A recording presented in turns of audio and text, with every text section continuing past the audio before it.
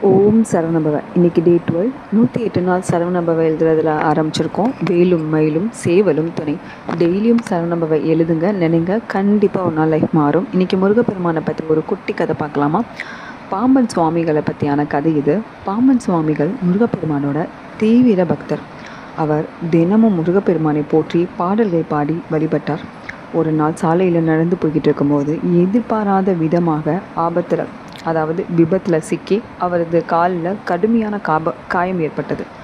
மருத்துவர்கள் குணமாவது மிகவும் கஷ்டம் அப்படின்னு சொல்லிட்டாங்க. ஆனால் பாம்பன் சுவாமிகள் மனம் தளரவில்லை. மருத்துவ சிகிச்சையுடன் முருகப்பெருமானை இடைவிடாமல் தியானித்து திருப்புகழ் மற்றும் முருகன் பாடல்களை பாடி வந்தார். ஒரு இரவு முருகப்பெருமான் அவருக்கு காட்சியளித்து, "அஞ்சாதே, நான் உன்னுடன் இருக்கிறேன்" என்று அருள் செய்தார். சில நாட்களில் அவரது உடல்நிலை ஆச்சரியமாக முன்னேறியது.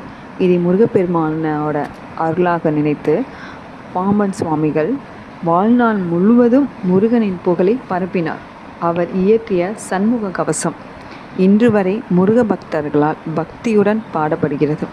கதையோட நீதி என்னன்னா, இறைவன் மீது உறுதியான நம்பிக்கையும் விடாமுயற்சியும் இருந்தால் துன்பத்திலையும் மன வலிமை கிடைக்கும். இறையருள் வாழ்வை ஒளிரச் செய்யும்.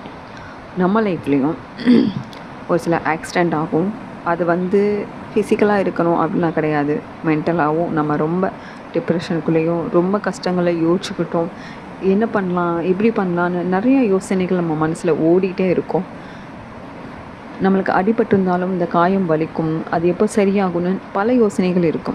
ஒரு சைடு அதுக்கான வலி என்னன்னு நம்மளும் பார்க்கணும், இன்னொரு சைடு முருகப்பெருமானோட கையில் விட்டுறணும்.